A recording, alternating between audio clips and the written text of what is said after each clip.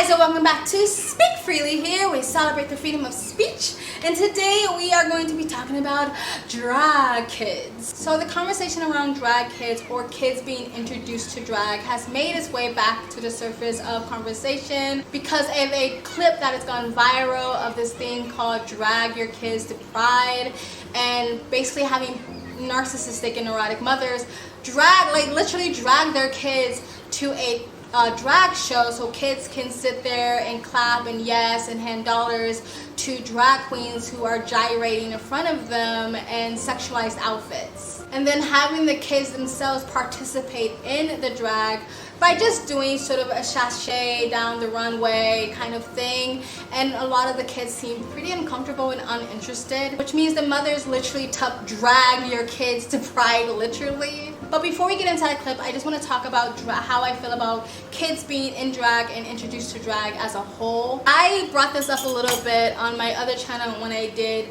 Is Pride Parades Appropriate for Kids? If you haven't seen it, go watch it. I'll put the link down below.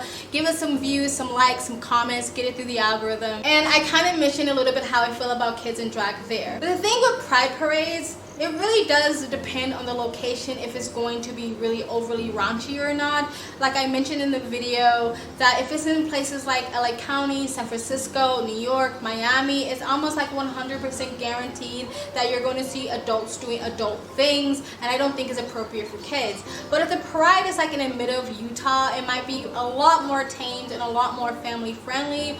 But unlike that, drag is always and forever have been adult entertainment. There's nothing kid friendly about drag, to the point even when drag queens are doing child events, they still come in their overtly sexualized drag costumes. They don't even have kid friendly costumes in their closet to put on so it's more appropriate for children, because it is adult entertainment. There's nothing kid friendly about it. I mentioned before, if you just watch RuPaul Drag Race. If you are doubtful about this, just watch one episode of any of the series, because they have different countries, of RuPaul Drag Race, and you will see sex everywhere. It's sexualized costume, it's sexualized themes, it's sexualized conversation, it's sexual innuendos over and over and over and over again throughout the entire show. Live drag queen shows are just that, but in person. There's fake boobies, there's tassels on the nipples, there's simulated sexual moves,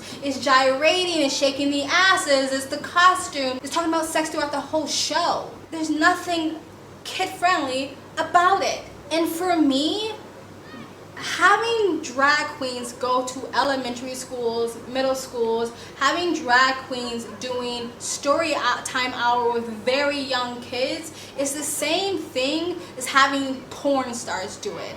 Now, even if the porn stars are completely covered up and all they're doing is talk about their industry, or all they're doing is doing a show and tell or a talent show in front of the kids, you have to ask yourself the question, why porn stars? Like, there was a teacher or a school that took kids on a field trip to a gay bar. Now, the gay bar had no one inside there. There was nothing sexual going on.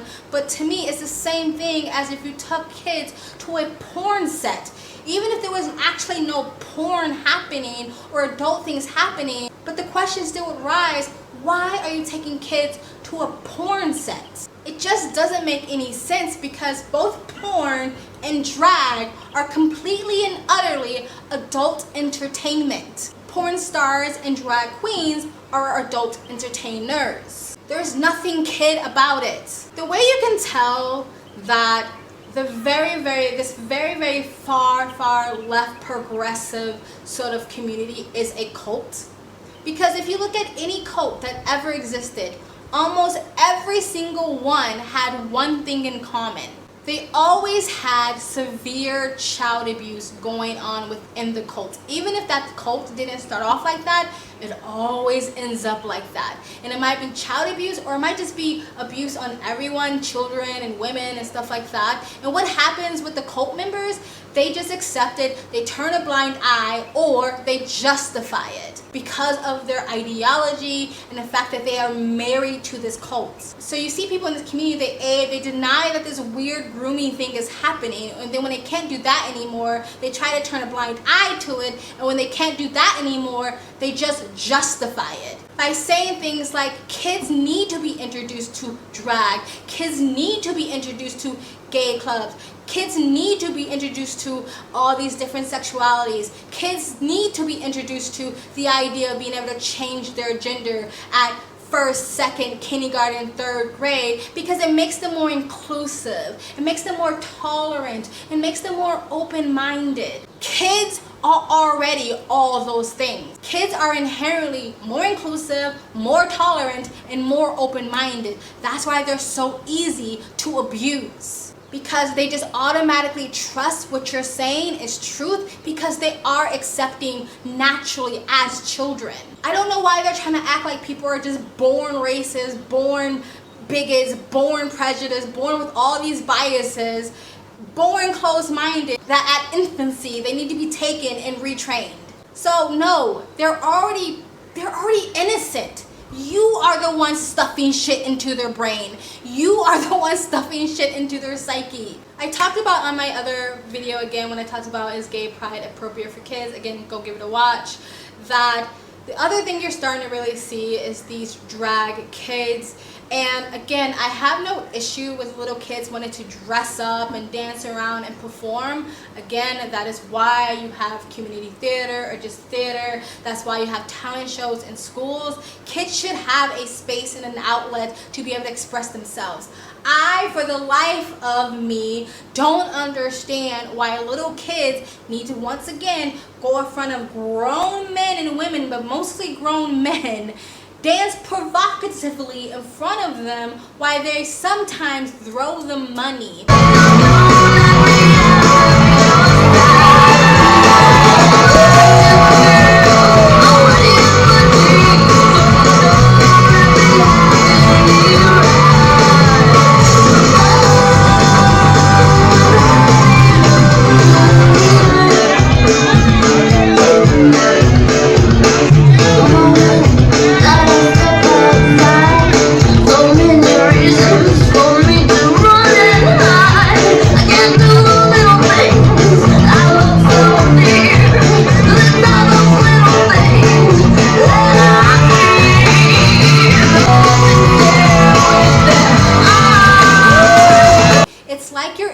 Introducing kids into adult entertainment in a very adult way. The only thing these little drag kids are doing differently than the grown drag adults is that they're little. They're doing the same dance moves, they're wearing very similar outfits, and they're having money thrown at them. I remember a while ago when we were still very much in the Middle East, there was this big controversy because there was some sort of important Middle Eastern person staying on the American Army base, and they had allowed these people to bring dancing boys onto the army base to entertain these men. Now, if you don't know what a dancing boy is in the Middle East, it's basically a child sex worker, right? They bring these very young, pubescent, adolescent boys to dance for these men and then be abused. There was this huge outrage from American citizens saying, this is not America values, this is not our standards, this is not our principles, how can you let this happen basically on American soil because it was an American army base. But for some reason, when you even have younger boys dancing in front of grown men once again in provocative ways, because it's in a gay club or because you call it drag, it's progressive. And another thing, when we had toddlers and tiaras, all of this outrage about having these little girls dress up like streetwalkers, sometimes also dance provocatively to adult songs like Pretty Woman, which is about a prostitute. You had all these outrage about these little girls. But when it happens to little boys, once again, no one seems to care, and we try to cover it up as progressive. To me, it just, again, points to the fact that boys and men in Western society is just disposable. That's why when little boys or male students are abused by female teachers or even male teachers in schools, nobody really takes it seriously, and they pretend that it's a good thing that he got it in at 9 years old. I'm going to say something that's going to be pretty controversial, and I want to preface this by saying I'm queer and bi. I very much support and love the LGBT community. I grew up in the LGBTQ plus community. I have families that are a part of it, and anytime that I actually see something that's unjust going on in that community, I will be the first to speak out about it, just like I'm the first person to speak out. I'm not literally the first person to speak out about it, but I will speak out about when I see injustice going on with children. However, because I spent a lot of time in this community when I was younger, and I've been to many gay clubs, I have been to Pride many times, I've been to these drag shows. First of all, again, let me reiterate, this is not a place that this needs to be introduced to kids. But there is something that goes on in the gay community, especially with men, and I'm not talking about all gay men, I'm not even talking about most, and I'm not even talking about half, but there's something that goes on, that there's sort of this obsession with pubescent boys.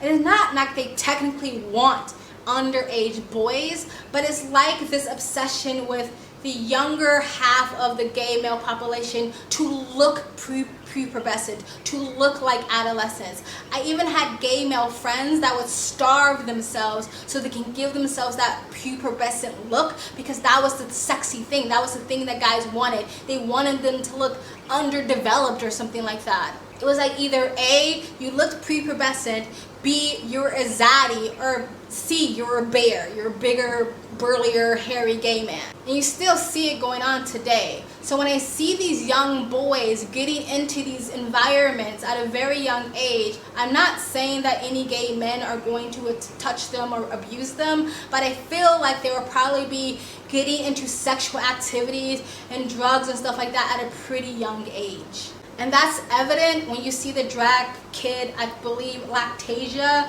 when there was a video clip of him with the two adult drag kings, and someone, not drag kings, drag queens, and someone asked Lactasia if she knew what, or he knew what ketamine was, and he mimicked the move of sniffing ketamine. What has this world come to? It's come to a world where drag kids actually exist. And people do ketamine on a couch. How would he know what ketamine was, and how would he know that you're supposed to sniff it if it hasn't been around him? If you even go back to look at RuPaul's Drag Race, when they do a lot of these backstories of these drag queens, a lot of them have very similar stories, and a lot of them will talk about their abuse with drugs and alcohol, and starting at a very young age when they got into drag. They will say, I got into drag very young, I was in the nightclubs, I was in the gay clubs, I was in the night scene. To stay awake, you start doing drugs, you get introduced to drugs. Like, it's just there. And drugs is a part of any party scene or rave scene, but it's very much a part of gay club culture. And again, I'm not talking about everyone, but it's there. And if you are queer, if you're gay and you've been around, let's be honest, you know I'm telling the truth. Let's not mention the picture that Lactasia was taken with the naked ass grown man.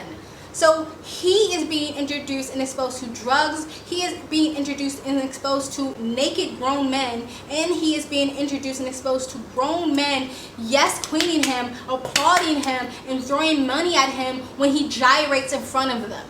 But for some reason, people just don't see that this is a problem. And I get, for a lot of parents, they just see kids being happy and running down the runway and dressing up and being happy. They don't see an issue with it, and I get why you don't see an issue with it, because for you, you just see a kid dressing up and being happy.